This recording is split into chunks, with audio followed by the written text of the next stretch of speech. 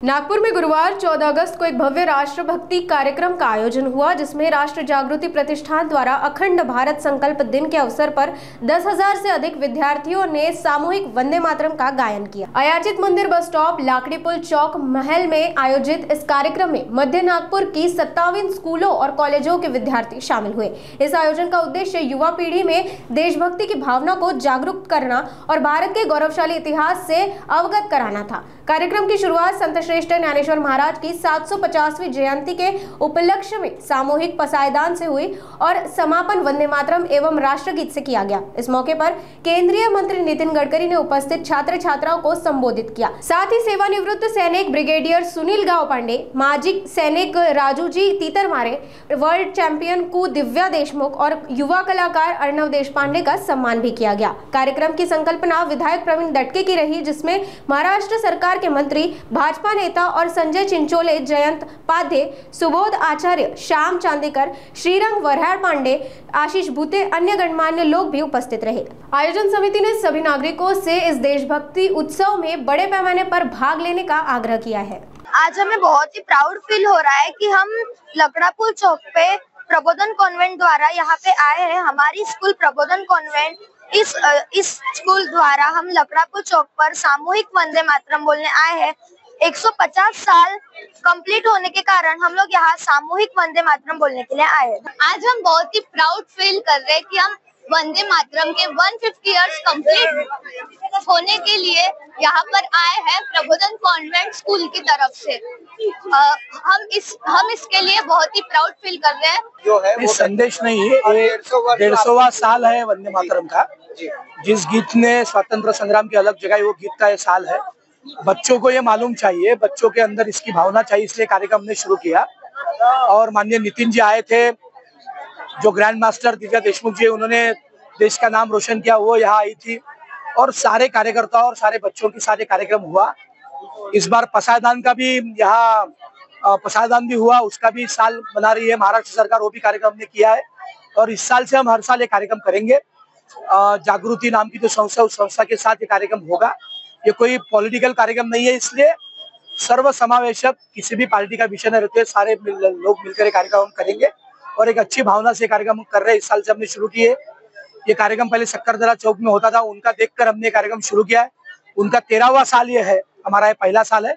उनका आदर्श हमने आगे रखकर ये कार्यक्रम हमने शुरू किया। मैं उनका भी बहुत सारा धन्यवाद देता हूँ। लाकड़ी पुल चौकामध्ये राष्ट्र जागृती प्रतिष्ठानने वंदे मातरम राष्ट्रगानाला 150 वर्ष पूर्ण झाल्याबद्दल आज आपल्या स्वातंत्र्य दिनाच्या एक दिवस आधी म्हणजे 14 तारखेला आज रात्री 12 वाजता आपल्याला स्वातंत्र्य मिळालं, त्या कार्यक्रमाचं यशस्वीपणे आयोजन केलं, याबद्दल राष्ट्र जागृती प्रतिष्ठानला मी मनापासून खूप खूप धन्यवाद देतो आणि त्यांचं अभिनंदन करतो।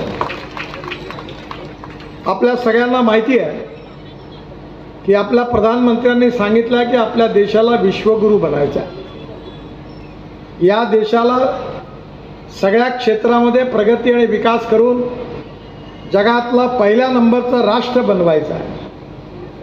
आज आपल्या डिफेन्सच्या क्षेत्रामध्ये नुकतंच ऑपरेशन सिंदूर जे झालं, त्यातून एक गोष्ट आपल्या सगळ्यांच्या लक्षात आली की आता युद्धाचे नॉर्म्स बदललेले आहेत। आता रणगाडे ट्रकमध्ये बसून सैनिक सीमेवर जातील, गोळीबार करतील, हातबॉम्ब फेकतील, असं आता युद्ध राहिलं नाही आहे।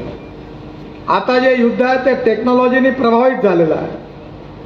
ते मिसाईल्स आणि ड्रोनचं युद्ध आहे।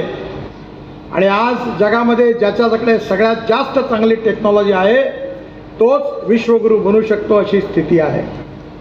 आणि मला अतिशय आनंद आहे की या सिंदूरच्या ऑपरेशनमध्ये मिसाईल्स आणि ड्रोन ज्याचा उपयोग झाला, ते ड्रोन आपल्या नागपुरातल्या एका उद्योगपतींनी पूर्ण केले, निर्माण केले, याचा आपल्या सगळ्यांना खूप अभिमान आहे। आपले जे ब्रिगेडियर सुनीलजी गावपांडे आणि शत्रू तीतरमारे यांचाही आपण आज सत्कार केला। हे आपल्या वीर शौर्यवान सैनिकांचं प्रतीक आहे। येणाऱ्या काळामध्ये आपल्याला ज्ञान, विज्ञान, तंत्रविज्ञान, innovation, research, skill, science, technology या सगळ्या क्षेत्रात प्रगती करायची आहे. ही प्रगती ज्यांना करायची आहे ते भविष्यातले नागरिक आणि आजचे विद्यार्थी सगळे आपल्यासमोर बसलेले आहेत. त्यांच्या संशोधनातून, त्यांच्या अध्ययनातून भविष्यातला भारत निर्माण होणार आहे. आज सगळ्या टेक्नॉलॉजीने सगळे क्षेत्र बदलत आहे. मला सांगताना आनंद होतो आहे की आपण शेतकऱ्यांकरता विदर्भातलं काम करतो ॲग्रोव्हिजन म्हणून. आपण नुकतंच मायक्रोसॉफ्ट आणि गुगलच्या सहकार्याने आपल्या विदर्भातल्या शेतकऱ्यांकरता आर्टिफिशियल इंटेलिजन्स इन ॲग्रिकल्चरची सुरुवात केली आहे. याचा अर्थ असा आहे की माझ्याकडे जी शेती आहे धापेवाडाला, ती अमेरिकन सॅटेलाईटमधून ते बघणार आहे आणि माझ्याकडे आपल्याकडे एक मोसमी सगळं आपले रिपोर्ट देण्याकरता एक हवामान खात्याचं स्टेशन तयार केला.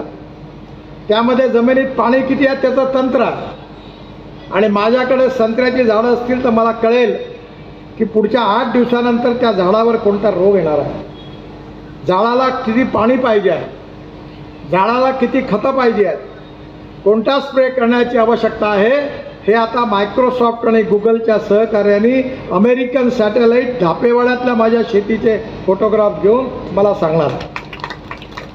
आता हे तंत्रज्ञान विदर्भातल्या प्रत्येक शेतकऱ्यांपर्यंत नेण्याचा आपला प्रयत्न आहे. आज डिफेन्सच्या क्षेत्रात आपण प्रगती करतो. क्रीडा क्षेत्रामध्ये आपल्या सगळ्यांना देशाला अभिमान वाटावा अशी दिव्या देशमुख हिने अभूतपूर्व यश मिळवलेला. आपण सगळ्यांनी तिचं जोरदार टाळ्या वाजवून स्वागत करावं. आपल्या सगळ्यांना तिचा अभिमान आहे. आणि मी आत्ताच सांगितलं की खासदार क्रीडा महोत्सव समितीतर्फे आम्ही 1 लाख रुपयाचं तिला अवॉर्ड पण देणार आहे. त्यांनी इथे उत्तम देशभक्तीचे गीतं सादर केली. राष्ट्रभक्ती का प्रेरणा है वंदे मातरम, हे अतिशय सुंदर गीत आपण सगळेजण म्हणत असतो. हे गीत आणि हे शब्द याकरता आहे की आपल्या मनात राष्ट्रभक्तीची भावना प्रज्वलित झाली पाहिजे. हम 2 4 रहे न रहे, तेरा वैभव अमर रहे माँ, हा आपला संस्कार आहे. आपल्या देशाकरता बलिदान करण्याचा एक संस्कार आपल्याला मिळालेला आहे. आणि 150 वर्षापूर्वी मला अतिशय आनंद आहे की आपल्या देशाला राष्ट्रभक्तीचा हा विचार देण्याकरता बंकिमचंद्र चॅटर्जी यांनी 1870 वंदे मातरम रचलेला आहे. यातला एक एक शब्द ताकदवान आहे, शक्तिमान आहे. आपल्या मनामध्ये अभिमान निर्माण करणारा आहे, स्वाभिमान निर्माण करणारा आहे, देशभक्ती निर्माण करणारा आहे. आपण सगळे राष्ट्रवादी आहे, राष्ट्र सर्वोपरी हा आपला विचार आहे. आणि म्हणून आज आपल्या या 14 ऑगस्टला म्हणजे 15 ऑगस्टच्या आदल्या दिवशी आपल्या सगळ्यांना आपला देश, भविष्यातला भारत हा विकसित भारत निर्माण करायचा आहे. डिफेन्सपासून तर कृषीपर्यंत, उद्योगापासून तर शिक्षणापर्यंत, NCC क्रीडा क्षेत्रापासून तर सांस्कृतिक क्षेत्रापर्यंत सगळ्या क्षेत्रात जगात आपल्याला देशाला पुढे न्यायचं आहे. आणि तो संकल्प करण्याकरता आपण या ठिकाणी एकत्रित आहोत. मी तुम्हाला एक छोटीशी विनंती पण करणार आहे की आपल्या देशामध्ये जवळपास दरवर्षी 1,80,000 ॲक्सिडेंट होतात. 5 लाख ॲक्सिडेंट होतात आणि 1,80,000 लोक मृत्युमुखी पावतात. आणि यातले 18 ते 34 वयोगटाचे 66% आहेत. कोणी इंजिनियर आहे, कोणी डॉक्टर आहे. आणि म्हणून रोड सेफ्टीबद्दल आपण सगळ्यांना जागृत करण्याचा कार्यक्रम हातात घेतलेला आहे. तुम्हाला माहिती असेल की अमिताभ बच्चन आणि मी पण त्या कार्यक्रमात होतो. आपण लोकांना जागृत करण्याकरता छोट्या छोट्या गोष्टीतून लोकांना याचं महत्त्व पटवून देण्याचा प्रयत्न केला. छोटी गोष्ट आहे की मी स्कूटर चालवीन तर हेल्मेट घातल्याशिवाय नाही चालवणार. जर आपण सगळ्यांनी हेल्मेट घातलं तर 30,000 लोकांचे प्राण आपण वाचवू शकतो. लाल सिग्नल असेल तर आपण थांबलं पाहिजे. मोबाईलवरून कार किंवा स्कूटर चालवताना बोललं नाही पाहिजे. आडव्या तिडव्या स्कूटर घालून कुठेही करून कोणाच्या अंगावर नेणं हे आपण करता कामा नये. रूल्स ऑफ द रोड याचा आपण सन्मान केला पाहिजे. लेन डिसिप्लिन आपल्या ट्रक ड्रायव्हरनी बस ड्रायव्हरनी पाळली पाहिजे. जर आपण सगळ्यांनी हे जर केलं तर आपल्या देशातल्या लाखो लोकांचे प्राण आपण वाचवू शकतो. शंकर महादेवन यांचं एक रोड सुरक्षावर एक गीत हिंदीमध्ये आहे, सध्या सगळीकडे खूप पॉप्युलर झालेलं आहे. ते गीत आपण तयार केलं आहे आणि आता ते 22 भाषामध्ये आलेलं आहे. आणि मला आनंद आहे की त्या गीतामुळे नक्कीच आपल्या सगळ्यांना रोड सुरक्षाचं महत्त्व पण कळणार. आपल्या सगळ्यांना माहिती आहे की राष्ट्रीय स्वयंसेवक संघाने 100 वर्ष आता पूर्ण केलेली आहे. आपल्याला देशभक्तीची राष्ट्रवादाची प्रेरणा संघापासून मिळालेली आहे. आणि म्हणून मी शंकर महादेवन हे जे प्रसिद्ध गायक आहेत त्यांना विनंती केली आणि संघाच्या विद्यार्थी परिषदेच्या याच्यामध्ये असणारे 25 देशभक्तीचे गीतं निवडली. ती सगळी गीतं शंकर महादेवन यांनी सुंदर रीतीने गायली. आणि आता 28 सप्टेंबरला आपले सरसंघचालक आदरणीय मोहन भागवत यांच्या हस्ते त्या गीतांचं प्रकाशन होणार आहे. आणि शंकर महादेवन ते गीतं सुरेश भट सभागृहात आदरणीय सरसंघचालकांसमोर गाणार आहे. ते गीतं याकरता तयार झाले आहेत की आपल्या सगळ्या लहान मुलांवर, आपल्या तरुणांवर, आपल्या युवकांवर, आपल्या नागरिकांवर राष्ट्रभक्तीचे संस्कार झाले पाहिजे आणि त्यातून उत्तम नागरिक तयार झाले पाहिजे आणि हा देश विश्वगुरू झाला पाहिजे. आपल्या प्रधानमंत्र्यांनी सांगितलं आहे की जगातली तिसरी अर्थव्यवस्था आपल्या देशाची झाली पाहिजे. हा देश विश्वगुरू झाला पाहिजे. $5 ट्रिलियन इकॉनॉमी झाली पाहिजे. आणि हे स्वप्न पूर्ण करायचं असेल तर ते पूर्ण करण्याचं सामर्थ्य आणि ताकद कोणामध्ये असेल तर माझ्यासमोर बसलेल्या सर्व नागरिकांमध्ये आणि या छोट्या विद्यार्थिनीमध्ये आहे. आपण सगळ्यांनी मिळून संकल्प केला तर आपण नक्कीच हे स्वप्न पूर्ण करू शकतो. वंदे मातरम हा आपला संस्कार आहे, आपली आस्था आहे, आपल्या देशभक्तीचा मंत्र आहे. आणि आज 150 वर्ष त्याला झाले, त्याबद्दल आपण हा कार्यक्रम या ठिकाणी करतोय.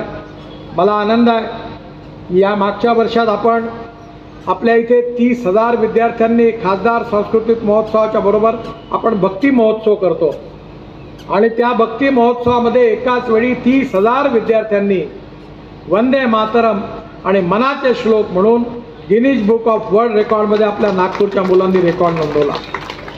नागपूरने नेहमीच भारतामध्ये आणि जगामध्ये नवीन नवीन आदर्श निर्माण केला आहे. अशी इतिहासाची भूमी असणारं आपलं शहर आहे. येणाऱ्या काळात आपल्याला अजून कार्य करायचं आहे. आणि आज सामूहिक वंदे मातरमच्या या गायनामधून हा देशभक्तीचा संस्कार घराघरामध्ये पोहोचवायचा आहे. मी पुन्हा एकदा आमदार प्रवीण दटके आणि त्याचबरोबर विशेष रूपाने राष्ट्र जागृती प्रतिष्ठानचे सगळे पदाधिकारी यांचं पुन्हा एकदा मनापासून अभिनंदन करतो. माझ्या वतीने, तुमच्या वतीने, सगळ्यांच्या वतीने त्यांनी उत्तम कार्यक्रम आयोजित केला याबद्दल त्यांना खूप खूप शुभेच्छा देतो. आपण जोरदार टाळ्या वाजवून या सगळ्यांना धन्यवाद द्या.